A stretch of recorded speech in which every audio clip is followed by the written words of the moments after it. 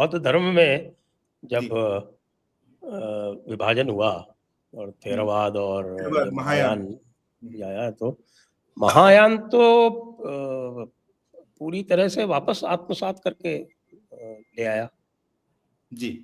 कि महायान में जैसे महापरिवर्तन, महापरिनिर्वाण सूत्र है जी। जो कि महायान का माना जाता है, महायान का महापरिनिर्वाण सूत्र, जी। उसमें तो बुद्ध के मुंह से ये कहलवाया गया है कि साहब की नहीं, आत्मा भी है और निर्वाण भी है। और मैंने आत्मा के बारे में चर्चा इसलिए नहीं की थी क्योंकि लोग इसके लिए तैयार नहीं थे।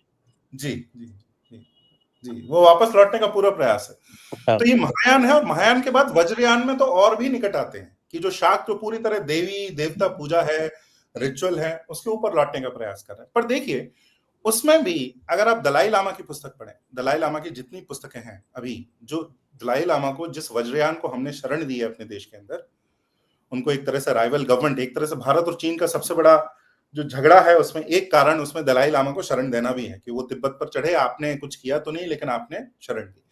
दलाई लामा अपनी पुस्तक का आरंभ करते हैं, पहले पृष्ठ पे, पहले पैराग्राफ में ये कहते हैं, जो बुद्ध का महापरिनिर्वाण हुआ है, ये आकस्मिक घटना है, ऐसा पहले कभी नहीं हुआ है और ना आगे कभी होगा। अब जब आप ये अनप्रेसिडेंटेड इवेंट कहते हैं बुद्ध के महान परिनिर्वाण को, जबकि हिंदू अवधारणा क्या है, और अवधारणा क्या सत्य है कि बुद्ध जैसे ज्ञानी हर वर्ष, आप पहले तो छोड़ दीजिए, अनादिकाल से होते आए हैं, अभी भी हैं और आगे भी होते आएंगे। हर जिले में आपको, हम जानते नहीं है अलग बात है, पर हर जिले में आपको बुद्ध जैसा एक ज्ञानी मिलेगा, बस वो बोल नहीं रहे। मेरे गुरु कहते थे जब 10,000 ज्ञानी होते हैं, एक बोलता है, 9,999 के बारे में आपको पता नहीं चलता है। ऐसे जीवन मुक्त ज्ञानी रहते हो। तो हिंदू अवधारणा तो यह है, लेकिन वज्रयान, जिसको आप हिंदू धर्म के सबसे निकट भी बोल सकते हैं, जो प्रैक्टिस में क्लोजेस्ट टू अस है, उसमें भी क्या है कि बात क्या आ जाती है कि ये अनप्रेसिडेंटेड इवेंट है। इसलिए सारनाथ में वज्रयान का एक, बुद्धिज्म का इनका एक, महायान और वज्रयान का दोनों, क्योंकि वो कई इंटरप्रिटेशन में कहते हैं Vajrayana is just a part of Mahayana, एक उसका ही एक भेद है, और कई उसको कहते हैं बिल्कुल भिन्न है। तो एक सारनाथ में इनकी एक सोसाइटी है, बौद्ध सोसाइटी है। वो बौद्ध सोसाइटी पूरे वर्ल्ड में रिलीजन्स के बीच में डिस्कोर्स कराते रहते हैं, जिसमें उन्होंने, भारत में एक सोशियोलॉजिस्ट हुए हैं जिसको ट्रैड अपना आदि गुरु मानते हैं, ए के सरन करके, ए के सरन के वर्क्स उन्होंने पब्लिश किए। तो अगर आप दलाई लामा से पूछें और वज्रयान के टेक्स्ट देखें और महायान के टेक्स्ट देखें, तो बड़ा ही डिप्रेस्ड और डूम्सडे आउटलुक है कि अगर आप ये मानेंगे कि बुद्ध का अनप्रेसिडेंटेड इवेंट है महापरिनिर्वाण, इसके बाद इतना बड़ा इवेंट तो होगा ही नहीं, तो उसके बाद तो फॉल फ्रॉम ग्रेस है। ये क्रिश्चियन जैसा कि पहले एक हेवन था, उसमें एडम ईव थे, प्योर एक समय था, और उससे हम गिर गए, और उससे तो अब डाउनफॉल ही हो रहा है। तो दलाई लामा ने बहुत क्लियरली कहा है कि I am not hopeful about the world. ये तो वो डूम्सडे सिनेरियो उनके अंदर ही है। तो उनके जो सारे स्कॉलर हैं, इंक्लूडिंग ए के सरन, वो डूम्सडे सिनेरियो को ही फॉलो करते हैं। तो ये एक भिन्नता तो सदैव रही है। अब इसमें समानता का है, राम स्वरूप जी ने समानता पर भी फोकस किया है। तो अगर आप उनकी हिंदू बुद्धिस्ट ऑन हिंदुइज्म पढ़े, ये पुस्तकें बुद्धिज्म वाली जो है, वो वॉइस ऑफ इंडिया वाला जो है उसमें उपलब्ध दिखती नहीं मुझे। मेरे पास सॉफ्ट कॉपी है संकेत, मैं यहाँ जेडी भी उपलब्ध करा सकता है सबके लिए, वो हम कहीं भी, कॉपीराइट फ्री है तो कोई भी अपलोड कर तो सकता वो आप कृपया मुझे भेज दीजिएगा। जी जी, वो सबके लिए उपलब्ध हमें कराना चाहिए। तो वो उनकी समानताओं पर फोकस कर रहे हैं।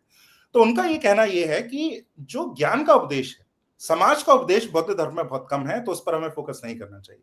ज्ञान का जो उपदेश और जो है भी, वो जैसा नित्यानंद जी से भी आपने बातचीत में कहा, वो बहुत भिन्न नहीं है, बल्कि अगर कहें आप तो कई उसमें तो जो ये ऊंच नीच की बात है वो अधिक है बौद्ध धर्म के अंदर। और अरविंदन नीलकंदन एक बात करते हैं, वो इसको अकेला कारण नहीं बताते, लेकिन वो एक बात कहते हैं, हमारे यहाँ जो दलित और ये जो अछूत इतना ज्यादा हुआ है, उनका ऐसा कहना है कि इसका जेनेसिस बौद्ध और जैन के अहिंसा के एक्सट्रीम ले जाने पर है।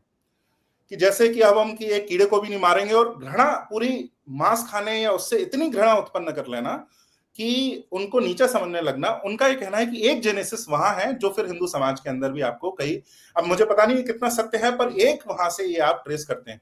तो समाज के उस पर जितना उपदेश है, उसमें ऐसा नहीं है कि उन्होंने समानता का उपदेश दिया है और हमने असमानता का उपदेश दिया है। सनातन धर्म के अंदर सारे उपदेश हैं, उनके अंदर समाज के लिए बहुत कम उपदेश है। परंतु अगर आप ज्ञान खंड की बात करें, तो ज्ञान खंड में बहुत ऐक्य है और समानता है। अगर आप किसी बौद्ध गुरु से दीक्षा लें और अगर आप ध्यान करें, तो आपको कई बहुत ऊंचे स्तर तक आप उसी तरह से जा सकते हैं जिस प्रकार से किसी हिंदू साधना में आप जा सकते हैं। तो रामस्वरूप जी का जो फोकस है वो ये है कि हमको उनके उपदेश पर केंद्रित करना चाहिए अपना ध्यान, जो कि मैं उसे साझा भी रखता हूँ, लेकिन उस उपदेश पर नव बौद्धों का तो कोई अब हम चलते हैं नीरज जी के पास जी, बात करेंगे थोड़ा नव बौद्धों की। नव बौद्धों जी, उसमें आखिरी कमेंट नव बौद्धों के बारे में मैं ये बोलता हूँ कि मैं जब बोध गया, जो 2 बार, बहुत सुंदर स्थान है, बहुत सुंदर मंदिर है, और मैंने एक्सपेक्ट किया कि यहाँ मुझे बहुत उत्कृष्ट स्तर का बौद्ध साहित्य मिलेगा जो कहीं और नहीं मिलता। वहां पर मैं आपको बताऊं, धर्म, हिंदू धर्म, ब्राह्मण और मंदिरों के ऊपर गाली गलौज के अलावा कोई साहित्य वहां मुझे बाहर नहीं दिखा, जिसमें कोई भी धर्म की, ज्ञान की, साधना की, मेडिटेशन की दूर दूर तक कोई बात नहीं थी। उसमें केवल एक बात थी कि ये पॉलिटिक्स क्या है। तो मैं बड़ा निराश होकर वहां से वापस आया।